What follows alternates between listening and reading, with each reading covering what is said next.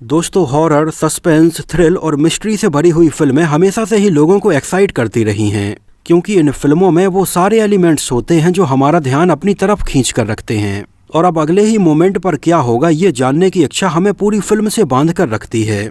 तो आज के अपने इस बेहद ही रोचक वीडियो में हम बात करने वाले हैं तेलुगु सिनेमा की तरफ से देखने के लिए मिली एक बेहतरीन हॉरर, सस्पेंस, थ्रिल और मिस्ट्री से भरी हुई फिल्म विरूपाक्ष के बारे में, जो हमें पिछले लगभग 2-3 सालों में देखने के लिए मिली एक बेहतरीन फिल्म रही। और शायद अभी तक आप में से बहुत सारे लोगों ने इसको देख भी लिया होगा। गांव का कल्चर, काला जादू और लोगों के अंधविश्वास को दूर करती हुई फिल्म विरूपाक्ष एक मस्ट वॉच फिल्म है। और ये बात जानकर शायद आपको और हैरानी होगी कि इसकी कहानी एक सच्ची घटना पर आधारित है। जब लगभग 2016 के आसपास फिल्म के डायरेक्टर कार्तिक वर्मा डांडू ने न्यूज़पेपर में छपी हुई एक खबर पढ़ी, जो कि गुजरात के किसी गांव की एक न्यूज़ थी। और गांव में तो ज्यादातर लोग जादू टोने और ब्लैक मैजिक के ऊपर बहुत ज्यादा यकीन करते हैं। खबर थी उस गांव में रहने वाली एक लेडीज की, जो कि फटे पुराने कपड़े पहनकर अपना एक अलग ही लुक बनाकर घूमती रहती थी।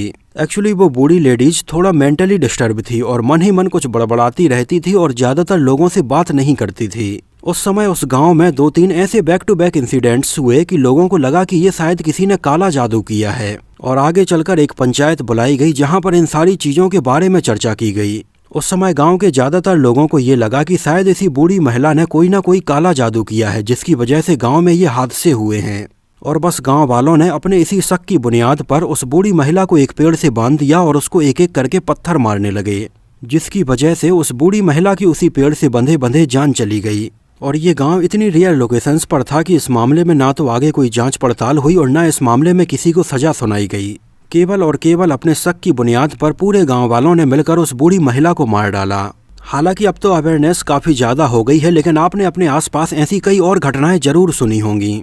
और ऐसे कई हादसे हो जाते हैं जहां पर भीड़ की वजह से किसी की जान चली जाती है, लेकिन भीड़ का कोई चेहरा नहीं होता है और किसी को सजा नहीं मिलती है।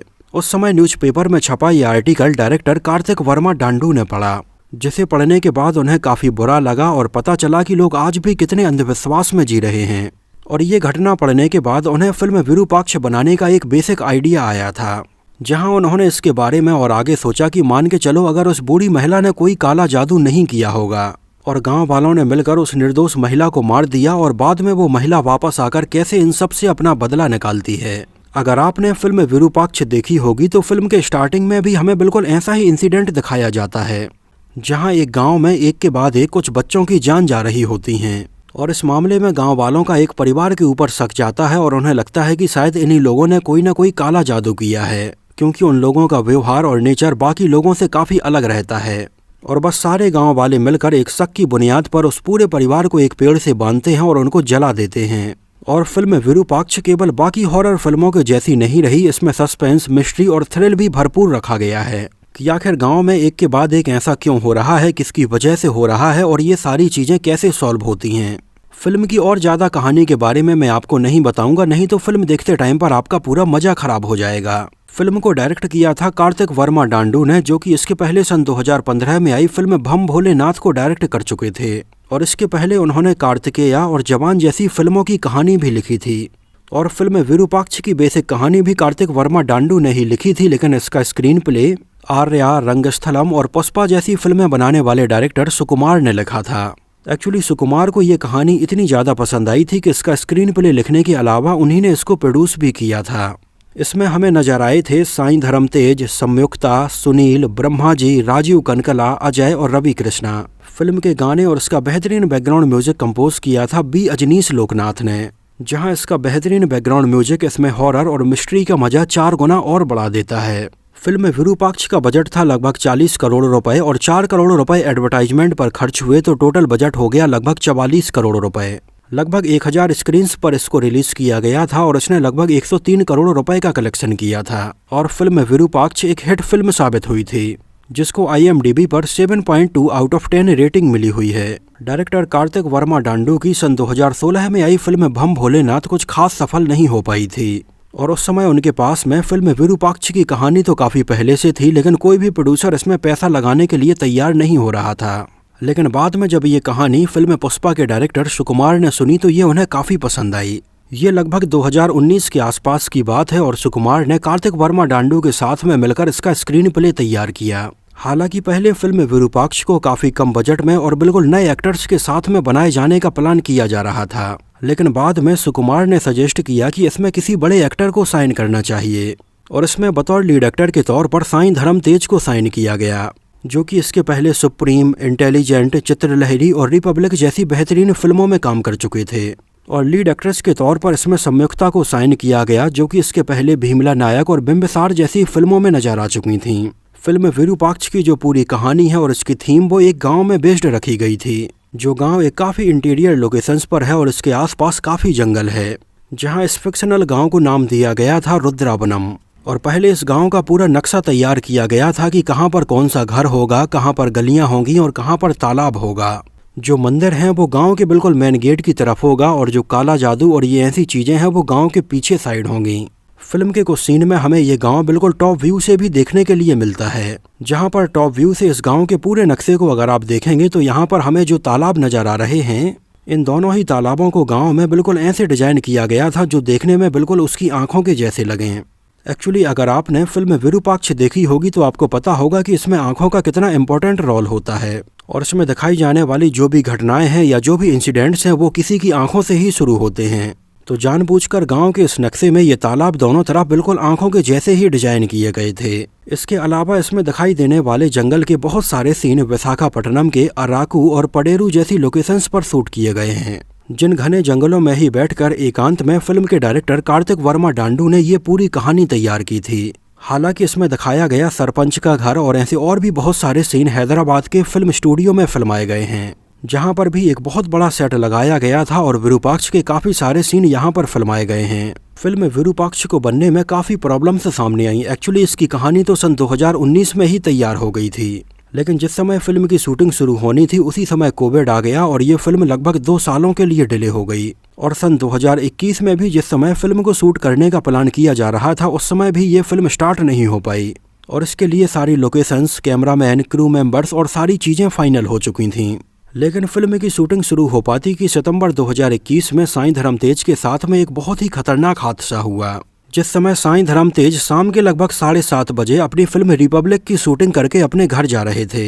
उस समय रोड पर उनके साथ में खतरनाक हादसा हुआ और उन्हें तुरंत हॉस्पिटल में एडमिट करना पड़ा। उस समय साईं धर्म तेज की हालत फिजिकली और मेंटली काफ़ी गंभीर थी और इसके बारे में जब विरूपाक्ष के मेकर्स को पता चला कि उनके हीरो के साथ में इतना भयानक हादसा हो गया है, जबकि सारी चीज़ें रेडी हो चुकी थीं और लगभग 2 से 3 दिन बाद ही फिल्म विरूपाक्ष की शूटिंग होने वाली थी। हालांकि उस समय इतनी गंभीर हालत होने के बावजूद भी साईं धर्म तेज ने इच्छा जताई कि वो विरूपाक्ष की शूटिंग शुरू करेंगे, लेकिन उस समय उनकी हालत इतनी खराब थी कि वो सही से बोल तक नहीं पा रहे थे और उस समय डॉक्टर्स ने उनकी हालत देखते हुए लगभग 1 महीने का उन्हें कंप्लीट बेड रेस्ट बोला था। हालांकि इसके अलावा और कोई चारा भी नहीं था और साईं धर्म तेज लगभग 22 दिनों तक बेड रेस्ट पर रहे थे। लेकिन इस हादसे का फर्क उनकी आवाज़ के ऊपर भी पड़ा था, वो सही से बोल नहीं पा रहे थे। इस वजह से साईं धर्म तेज को उस समय कुछ स्पीच थेरेपी भी लेनी पड़ी थी और बाद में जब साईं धर्म तेज पूरी तरह से ठीक हो गए तब जाकर फिल्म की शूटिंग शुरू हो पाई थी। फिल्म के एक एक सीन और सिचुएशंस के लिए कार्तिक वर्मा डांडू और सुकुमार ने 6 से 7 अलग अलग वर्जन से तैयार किए थे और बाद में डिस्कशन के बाद जो भी वर्जन सबसे ज़्यादा बेस्ट होता वो इसके लिए सेलेक्ट किया जाता था, जो कि फिल्म विरूपाक्ष के बहुत सारे सीन देखते टाइम पर भी समझ में आता है कि इसको कितने बेहतरीन तरीके से बनाया गया है। इसमें दिखाए गए कैरेक्टर्स, लोकेशंस और उनके नाम रखने के पीछे की भी एक अलग ही थ्योरी है। जैसे कि सबसे पहले तो फिल्म का नाम ही रखा गया है विरूपाक्ष, जिसका मतलब है भगवान शिव की तीसरी आंख, या चीज़ों को और सिचुएशन को बिल्कुल एक अलग ही नज़रिए से देखने वाला, जो कि फिल्म में सूर्या यानी साईं धर्म तेज के आप किरदार को देखेंगे तो वो हर चीज़ को बिल्कुल एक अलग ही नज़रिए से देखता है और बाद में वही इन्हीं सारी प्रॉब्लम्स का सॉल्यूशन भी निकालता है। और इसमें साईं धर्म तेज के कैरेक्टर का नाम भी सूर्या रखा गया था और सूर्य यानी कि रोशनी, जो कि गांव के अंधकार में अपना उजेला लेकर आता है। इसके अलावा इसमें दिखाए जाने वाले गांव का नाम रखा गया था रुद्रवनम, जो भी भगवान शिव से ही संबंधित है। फिल्म का टाइटल विरूपाक्ष भी भगवान शिव से ही संबंधित है। इसमें एक्ट्रेस का नाम रखा गया था नंदिनी और नंदी यानी कि भगवान शिव का वाहन। इसके अलावा इसके बहुत सारे सीन्स में हमें गांव के ऊपर मंडराते हुए काले कौवे भी नजर आते हैं, जो कि इस बात को दर्शाते हैं कि गांव के ऊपर किसी बुरी चीज का साया है। फिल्म में विरूपाक्ष का एंड भी ऐसी जगह पर रखा गया है जहां पर हमें इसके सीक्वल के बारे में भी हिंट दी जाती है। एक्चुअली इसका लास्ट वाला सीन अगर आपको याद हो तो वहां पर साईं धर्म तेज की आंखें चमकने लगती हैं, जो कि इस चीज को दिखाता है कि साईं धर्म तेज के साथ में कुछ ना कुछ गलत जरूर हुआ है। फिल्म विरूपाक्ष साईं धर्म तेज के कैरियर की अभी तक की सबसे बड़ी हिट फिल्म साबित हुई है। वैसे तो इसका तेलुगु वर्जन 21 अप्रैल सन 2023 को सिनेमा घरों में रिलीज किया गया था, जहां पर इसको काफी अच्छा रिस्पॉन्स मिला, जिसको देखते हुए आगे चलकर इसके हिंदी डब्ड वर्जन को 5 मई को सिनेमा घरों में रिलीज किया गया था। उस समय ऐसा लगा कि मानो औपचारिकता के तौर पर इसके हिंदी डब्ड वर्जन को सिनेमा घरों में रिलीज किया गया हो, क्योंकि ना ही उस समय इसका कोई प्रमोशन था और ना ही लोगों को इसके बारे में पता था कि ये हिंदी में रिलीज होने वाली है। इस वजह से यहाँ पर इसका हिंदी डब्ड वर्जन तो सिनेमा घरों में कुछ खास कमाल नहीं दिखा पाया था। लेकिन बाद में जब इसको लोगों ने OTT पर और गोल्ड माइंस चैनल पर देखा तो ये फिल्म लोगों को काफ़ी पसंद आई, जहां इसके हिंदी डब्ड वर्जन में साईं धर्म तेज की आवाज़ को सौरभ राज जैन ने डब किया था। और जिस समय फिल्म विरूपाक्ष का एक टीजर रिलीज किया गया था तो उस टीजर में वॉइस ओवर के तौर पर जूनियर NTR ने अपनी आवाज़ दी थी। फिल्म विरूपाक्ष को देखते हुए ये कहा जा सकता है कि इसका सीक्वल तो जरूर बनाया जाएगा, लेकिन ये कब तक बनेगा इसके बारे में अभी कोई भी ऑफिशियल अनाउंसमेंट नहीं हुआ है। तो दोस्तों, ये तो बात हुई फिल्म विरूपाक्ष से जुड़े बहुत सारे अननोन फैक्ट्स के बारे में। अगर मैं अपनी बात करूं तो मुझे तो ये फिल्म काफ़ी पसंद आई थी। आप लोगों को ये फिल्म कैसी लगी थी हमें कमेंट सेक्शन में ज़रूर बताना। और अगर इसमें दिखाए गए कुछ इंसिडेंट के जैसे ही आपने भी अपने आसपास कुछ इंसिडेंट सुने हैं तो हमें कमेंट सेक्शन में ज़रूर मेंशन करना। तो इस वीडियो में इतना ही। अगर ये वीडियो आपको पसंद आया हो, मेरी मेहनत आपको पसंद आई हो, तो इसको प्लीज़ लाइक करके मुझे इस बात का जवाब ज़रूर दीजिए। तो मिलते हैं किसी नए वीडियो में साउथ की फिल्मों से जुड़ी हुई कुछ और ऐसी ही इंटरेस्टिंग और रोचक बातों के साथ।